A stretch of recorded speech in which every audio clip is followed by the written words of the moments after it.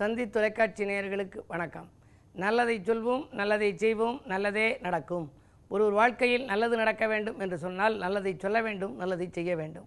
அந்த அடிப்படையில் இன்றைக்கு 19/7/2017 புதன்கிழமை கார்த்திகை நட்சத்திரம் மாலை 5:29 வரை, பிறகு ரோகிணி நட்சத்திரம். இன்றைக்கு கார்த்திகை விரதம். கந்த பெருமானை சொந்த பெருமானாக நினைத்து வழிபட வேண்டிய திருநாள். ஆகையினாலே இன்றைக்கு நான் உங்களுக்கு சொல்ல இருக்கிற நல்ல கருத்து, முருகப்பெருமானை நீங்கள் வழிபட்டு முன்னேற்றத்தை வரவழைத்துக் கொள்ளுங்கள். ஆறுமுகப் பெருமானை வழிபட்டு ஆனந்தமயமான வாழ்க்கையை வரவழைத்துக் கொள்ளுங்கள். குமரக்கடவுளை வழிபட்டு உங்கள் குறைகளையெல்லாம் தீர வாழ்க்கை நடத்துங்கள் என்று சொல்லி, இன்றைக்கு ஜோதிடம் சார்ந்த ஒரு கருத்துகளிலே யாருக்கு யார் பகை அப்படிங்கிறத சொல்ல போகிறேன். பொதுவாகவே ஜாதகத்தில் 6ஆம் இடம்னு ஒன்று, 6ஆம் இடம் மறைவிடம் அப்படின்னு சொல்லுவாங்க. ஏன் அப்படின்னா அதில் உள்ள அந்த விஷயங்களை மறைத்து வைத்து கொள்ள வேண்டுமா. வியாதி, கடன், எதிரி, இது மூன்றுக்கும் உள்ள இடம் 6ஆம் இடம். ஒருத்தர் எவ்வளவு கடன் வாங்கியிருக்காருன்னு அடுத்தவருக்கு தெரிஞ்சால் அவர் பழக பயப்படுவார். ஏன்னா அவர் மறுபடியும் நம்மிடம் கடன் கட்டுவாரோ அப்படின்னு சொல்லி பயப்படுவார். அதனாலே கடன் எவ்வளோ வாங்கினோங்கிறத மறைச்சி வச்சுக்குவாங்க. வியாதி, என்ன வியாதி, ஒரு நூதனமான வியாதிகள் வந்தால் யார் வீட்டுக்கும் போகிற போது அவர்கள் குடித்து அந்த டம்ளரில் குடிக்க மாட்டாங்க, அவர்கள் இருந்த இடத்துல இருக்க மாட்டாங்க, கொஞ்சம் யோசிப்பாங்க, ஐயரவாக நினைப்பாங்க. அதுக்கெல்லாம் என்ன காரணம்னா அந்த வியாதி ஒட்டிக்கொள்ளக்கூடிய வியாதி இல்லை என்று சொன்னாலும் கூட பயப்படுவோம் சூழ்நிலை இன்றைக்கு இருக்கிறது. ஆகையினாலே இந்த வியாதியை மறைத்து வைத்துக் கொள்ள வேண்டும்னு சொல்லுவாங்க. அதே நேரத்தில் கடன், வியாதி, எதிர்ப்பு, யார் எதிரிங்கிறத ஒருத்தருக்கு சொல்லிடக்கூடாது. இவருடைய தகவலை அவரிடம் போய் சொல்லி அதன் மூலமாக பிரச்சனைகளை எல்லாம் உருவாக்கி விடுவார்களாம். ஆகையினாலே தான் மறைவிடம் என்று சொல்கிற இடத்திலே இந்த மூன்றையும் வைத்தார்கள், எதிர்ப்பு, வியாதி, கடன் அப்படின்னு. இப்போ யாருக்கு யார் பகை? மனிதர்களுக்குள்ளே ஒருவருக்கு ஒரு பகை இருக்கலாம். கிரகங்களுக்குள்ளேயும் பகை கிரகம் என்று இருக்கிறது, நட்பு கிரகம்னு இருக்குது. அந்த நட்பு கிரகம் நம்ம ஜாதகத்தில் நல்ல பலன் தரும் விதத்தில் இருந்தால் நல்ல பலன் கிடைக்கும். சாதகாதிபதி யார், நம்ம ஜாதகத்துக்கு பாதகாதிபதி யாருன்னு தெரிஞ்சுக்கணும். சாதகாதிபதி வலுக்கோணும், பாதகாதிபதி வலு விளக்கணும். அப்போ தான் அந்த சாதகம் ஒரு அற்புதமான ஜாதகமாக வரும். மிகப்பெரிய தொழிலதிபர்கள், நல்ல நடிகர்கள், அமைச்சர்கள், இது போன்ற அரசியல் துறையில் இருப்பவர்கள், செல்வந்தர்கள், நல்ல புகழ் பெற்றவர்கள், உலகளாவிய புகழ் பெற்றவர்கள், அவருடைய ஜாதகத்தை எல்லாம் பார்த்தா இந்த கிரக ஆதிக்கம் நல்லாயிருக்கும். சாதகாதிபதி வலுத்து இருக்கும், பாதகாதிபதி வலுவிழந்து இருக்கும். அப்படி இருக்கிறதுனால தான் அவர்கள் இன்றைக்கு மிகப்பெரிய ஒரு முன்னேற்றத்தை கண்டிருக்கிறார்கள்ங்கிறத நம்ம தெரிஞ்சுக்க முடியுது. அந்த அடிப்படையில் சூரியன் அப்படின்னு எடுத்துக்கிட்டால் அதுக்கு நட்பு கிரகம் யார்? சந்திரன், செவ்வாய், புதன், வியாழன். இதோடையெல்லாம் அந்த சூரியன் சேர்ந்திருந்து நல்ல பாதசாரத்தில் இருந்தால் மிக நல்ல பலன் நமக்கு கிடைக்கும். சாரபலம் பார்க்கணும், பாதசாரம் பார்த்து சொல்லணும். ஜோதிடம் எப்படின்னா வைத்தியம் கை பார்த்து சொல்லணும், ஜோதிடம் கால் பார்த்து சொல்லணும். அது ஒருத்தர் சொன்னார், கால் பார்த்தனா நம்முடைய 2 காலையும் பார்த்தா அப்படின்னு கேட்டார். அது அறியாமையின் விளைவாக கேட்டது. பொதுவாக கால் பார்த்தனா நட்சத்திரங்களுக்கு 4 கால், ஒரு கட்டத்துக்குள்ளே 9 கால்கள் இருக்கிறது. 27 நட்சத்திரத்துக்கு 4 கால் வீதம் 108 கால். இந்த 108 கால்களையும் 12 கட்டத்துக்குள் 9 கால்களாக அடக்கி வைத்திருக்கிறார்கள். அப்படி அந்த வைத்திருக்கின்ற பொழுது அது எந்த நட்சத்திர காலிலே இந்த கிரகம் இருக்கிறது, அதற்குரிய திசை நடக்கிறதா, நடக்கும் திசைக்கு அது பகை கிரகமா அல்லது நல்ல கிரகமா, இதையெல்லாம் ஆராய்ந்து சொன்னால்தான் அது துல்லியமான பலன்களை நீங்கள் அறிய முடியும்.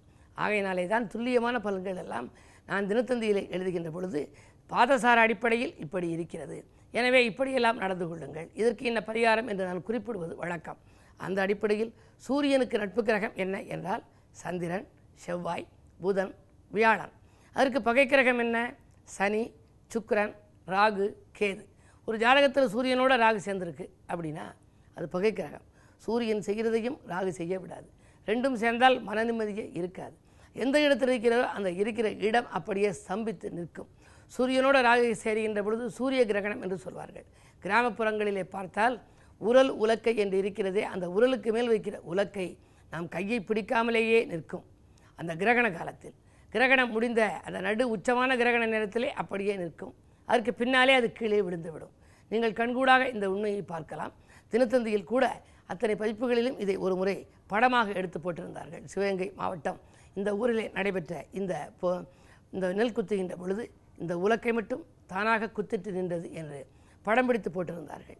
எதற்கு இதை சொல்கிறேன் என்று சொன்னால், சூரியன் ராகு சேர்க்கை நல்லதல்ல, சூரியன் கேது சேர்க்கையும் அவ்வளவு நல்லதல்ல. அது முதல் இடத்திலே இருந்தால் உடல் ஆரோக்கியத்தில் தொல்லை, 2ஆம் இடத்திலே இருந்தால் குடும்பத்திலே பிரச்சனைகள் கொடிகட்டி பறக்கும், 3லே இருந்தால் சகோதர தொல்லைகள் உண்டாகும், 4லே இருந்தால் தாயோடு போராட்டம், 5லே இருந்தால் பிள்ளைகள் குணம் ஒத்து வராது. 6லே இருந்தால் பகை மேலோங்கி இருக்கும். பகைவரால் இவருடைய பணங்கள் எல்லாம் பாழாகி போகலாம். 7லே இருந்தால் குடும்ப வாழ்க்கை திருப்திகரமாக அமையாது. 8லே இருந்தால் ஆரோக்கியத்திலே அக்கறைகள் அதிகம் காட்ட வேண்டும். 9ல் இருந்தால் தந்தை வழி சொத்துக்கள் வருவதில் தடைகள் அதிகரிக்கும். 10லே இருந்தால் தொழில் நிலைக்காது. எந்த தொழிலுமே ஸ்திரமாக இருக்காது. ஒரு நிரந்தர வேலை கிடைக்கவில்லையே என்று வேலைக்கு இருப்பவர்கள் கூட கவலைப்படுவார்கள். தொழில் செய்தாலும் அப்படித்தான். 11ல் இருந்தால் அங்கு வருகிற லாபம் உடனடியாக விரயமாகிவிடும். 12ல் இருந்தால் பயணங்கள் அதிகரித்து கொண்டே இருக்கும். அலைச்சல் கூடும், ஆதாயம் குறையும். இப்படி ஒவ்வொரு ராசிகளுக்கும் யார் பகைவன், யார் நட்பு கிரகம் என்பதையெல்லாம் பார்க்க வேண்டும். அதே நேரத்தில் நட்பு கிரகத்தோடு சூரிய சந்திர சேர்க்கை, சூரிய செவ்வாய் சேர்க்கை, சூரிய புத சேர்க்கை, சூரிய குரு சேர்க்கை எல்லாம் இருந்து அந்த இடம் 2ஆம் இடமாக இருந்தால் குடும்ப முன்னேற்றம் கூடுதலாக இருக்கும். இப்படி பார்த்து இதனுடைய பலன்களை அறிந்து கொள்ள வேண்டும். இதை தொடர்ந்து மற்ற கிரகங்களுக்குரிய பலன்களையும் உங்களுக்கு இந்த தந்தி தொலைக்காட்சியிலே சொல்கிறேன் என்று சொல்லி இனி இந்திய ராசி பலன்களை இப்பொழுது உங்களுக்கு வழங்கப் போகின்றேன். மேசராசி நேயர்களே, துணையாக இருப்பவர்கள் தோள் கொடுத்து உதவும் நாள். தொடர்ந்து வரும் வருமானம் உங்களுக்கு துயரங்களை தீர்க்கும். நல்ல நாள் இந்த நாள். ஆரோக்கிய தொல்லையிலிருந்து விடுபடுவீர்கள். அதிகாரிகள் உங்களுக்கு அனுகூலமாக நடந்து கொள்வார்கள். வியாபாரத்தில் உங்களை எதிர்த்தவர்கள் கூட போட்டிக்கடை விரித்தவர்கள் இப்பொழுது உங்களை விட்டு விலகிச் செல்வார்கள். பிள்ளைகளால் உங்களுக்கு நன்மைகள் கிடைக்கும் நாள் இந்த நாள். ரிஷபராசி நேயர்களே, சந்திரபலம் மேலோங்கி இருக்கும் இன்றைக்கு உத்தியோகத்தில் நீங்கள் எதிர்பார்த்த நற்பலன்கள் கிடைக்கும். கூடுதல் பதவி உங்களுக்கு வரலாம். அது மட்டுமல்ல, ஊதிய உயர்வும் கிடைக்கலாம். உதாசீனப்படுத்தியவர்கள் கூட உங்களோடு வந்து மீண்டும் இணைவார்கள். பணவரவு திருப்திகரமாகவே இருக்கிறது. சகோதர தொல்லைகளும் அகலும். சகோதரர்களால் ஏதேனும் நீங்கள் சண்டை சச்சரவுகளில் ஈடுபட்டிருந்தால் அவர்கள் சமாதானமாக வருகிற வாய்ப்பும் உண்டு. மிதுனராசி நேயர்களே, உங்களுக்கு செல்வாக்கு அதிகரிக்கும் நாள். ஆதாயம் அதிகரிக்கும். அலைச்சலுக்கேற்ற ஆதாயம் என்று நான் சொல்வது வழக்கம். ஆனால் இன்றைக்கு இயற்கையிலேயே உங்களுக்கு ஆதாயம் உண்டு. எடுத்த காரியங்களில் எளிதில் வெற்றி பெறுவீர்கள். உதிரி வருமானங்களும் உங்களுக்கு வந்து சேரும். பிள்ளைகளின் எதிர்கால நலன்கிறது நீங்கள் திட்டிய திட்டங்கள் எல்லாம் வெற்றி பெறும்.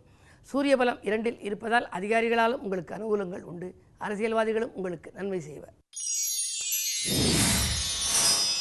கடகராசி நேயர்களே, உங்களுக்கெல்லாம் நம்பிக்கைக்குரியவர்களால் நன்மை கிடைக்கின்ற நாள்.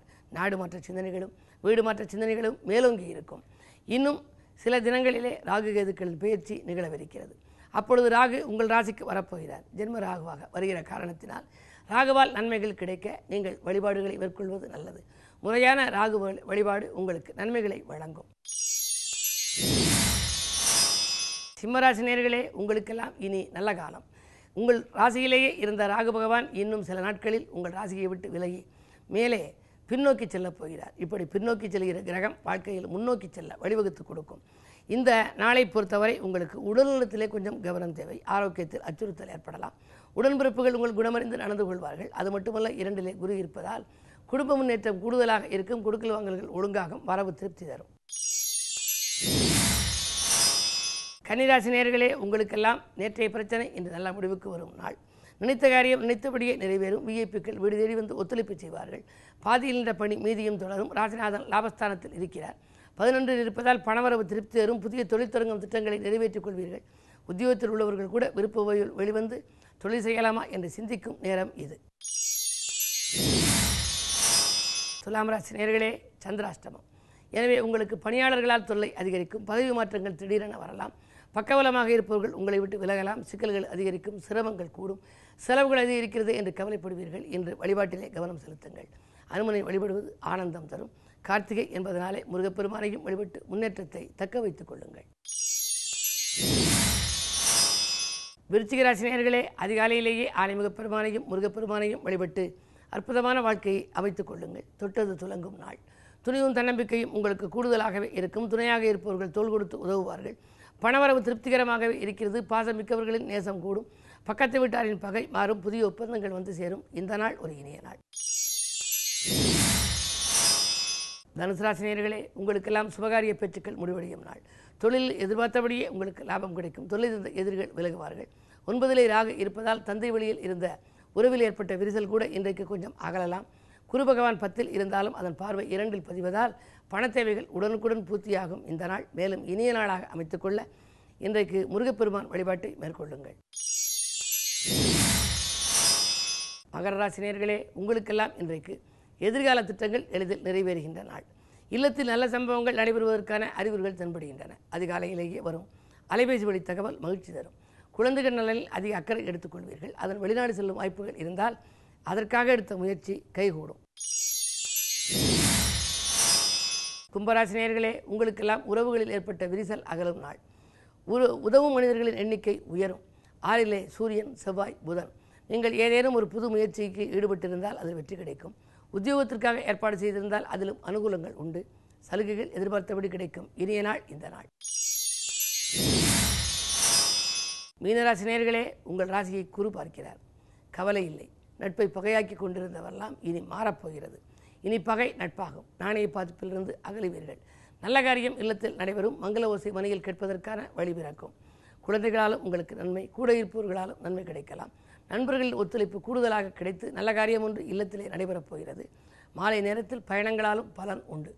மேலும் விவரங்கள் அறிய தினத்தந்தி படியுங்கள்.